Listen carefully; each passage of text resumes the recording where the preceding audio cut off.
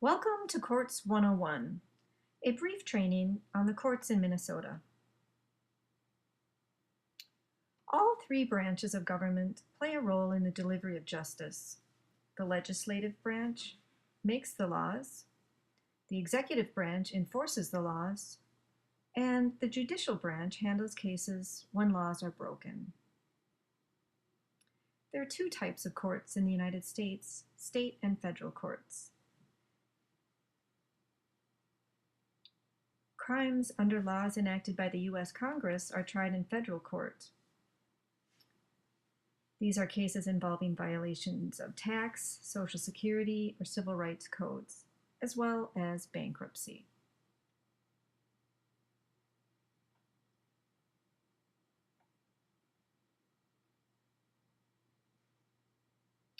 State courts deal with violations of state laws, like murder, robbery, theft.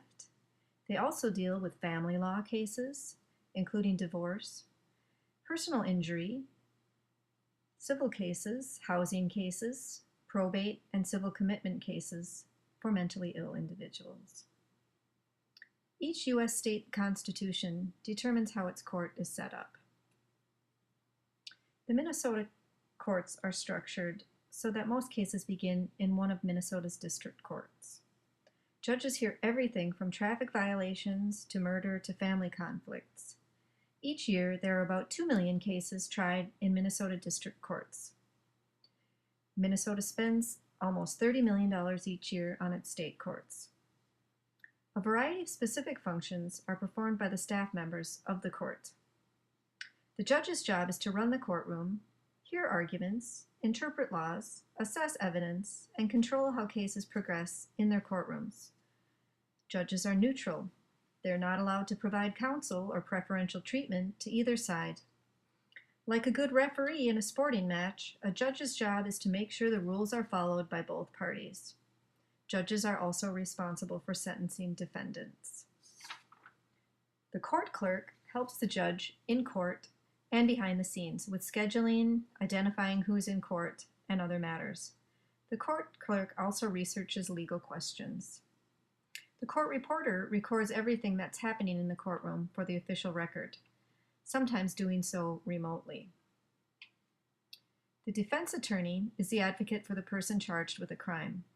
If a defendant can't afford to pay for an attorney, the government will provide one. This appointed attorney is called a public defender. The role of the attorney is to assure that the defendant is heard and that his or her constitutional rights are upheld. The prosecutor argues the case on behalf of the government or on behalf of the victim. A jury is a group of people who represent a cross-section of the community. They are summoned to listen to evidence and arguments in court and decide whether a defendant is found guilty or not guilty in criminal cases. Ideally, a jury is composed of people who represent a cross-section of the community.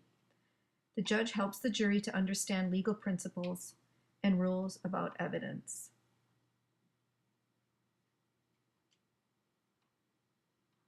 Most cases are resolved before going to trial. Plea bargains are negotiated deals between the prosecutor and defense attorney, where all parties agree on an outcome.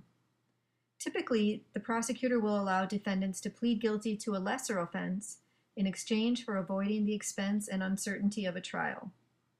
While everyone has the right to a trial, both the prosecution and the defense often have an interest in avoiding a lengthy trial.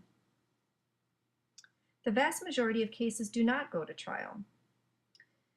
The outcome of these deals is that the defendant usually pleads guilty to a crime that is less serious than the original crime with which they were charged. This allows parties to avoid the expense and time commitment of a lengthy trial. However, defendants have a right to a trial. Defendants can refuse any offer to plead guilty. Defendants can always assert their right to a fair trial and refuse any plea bargain. If all defendants asserted their right to a fair trial, however, the justice system would be overwhelmed with cases. Monitoring the courts has been done by a variety of civic groups for more than 20 years as a way to find out what is going on in the courts. One of the oldest monitoring groups, Watch of Minnesota, was started in response to what some saw as extraordinarily light sentences for perpetrators of violence against women and children. Watch provided feedback to the courts and advocated for stricter sentencing. Watch's work has provided important feedback to the judicial system. Court monitoring is a good way for the public to get inside courtrooms and see how things work. You'll find that real courts differ sharply from what is shown on television. Those who attend court should expect to spend a significant amount of time waiting for something to happen. When nothing is happening in the courtroom, it often means that progress is being made behind the scenes, in a judge's chambers or elsewhere, to move the cases closer to resolution. As a monitor, your job is to watch, think, and take notes about your observations. Don't limit yourself to the nuts and bolts of the trial. Everything going on in the courtroom is potentially interesting.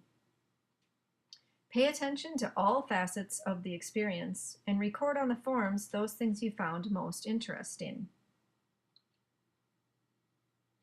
While it may be easiest to comment on the judge's behavior when you're filling out your monitoring forms, feel free to also comment on and evaluate the behavior of other players in the courtroom. There is no right or wrong way to monitor court. We are interested in your observations and opinions. Please let us know exactly what you think, including both positive and negative feedback as appropriate. Your opinions are valuable. You might feel reluctant to provide a ranking or feedback based on a short period of observation, but keep in mind that most people required to go to court are also only there for a short period of time. First impressions matter. A member of the court staff may ask you why you are in court. They're probably trying to be helpful, assuming that you're in court as a participant in a trial and wanting to make sure you're in the right place. You can tell them that you are there to watch. The defendant, witnesses, or other people in the courtroom may also wish to speak with you or wonder why you are there. If court is not in session, feel free to speak with them if you are interested. Alternately, you may tell them that you are not available to talk. When you've completed your session, return to the lobby with your completed forms. A representative will be there to take them and answer any questions. If for any reason you are uncomfortable in court, feel free to leave at any time. Submit as much of the paperwork as you are able. The public is welcomed in most courtrooms. You have a right to observe court. You should dress comfortably but professionally. Avoid tight, revealing, or excessively casual clothing. Hats are not allowed, except in case of religious observance. Be sure to turn your cell phone off. And remember that you'll go through a metal detector. No weapons of any type are permitted, including small knives. Thank you. Many thanks for completing this training and for volunteering for this study. Your work will help us better understand the courtroom experience. We hope you find the work interesting and rewarding.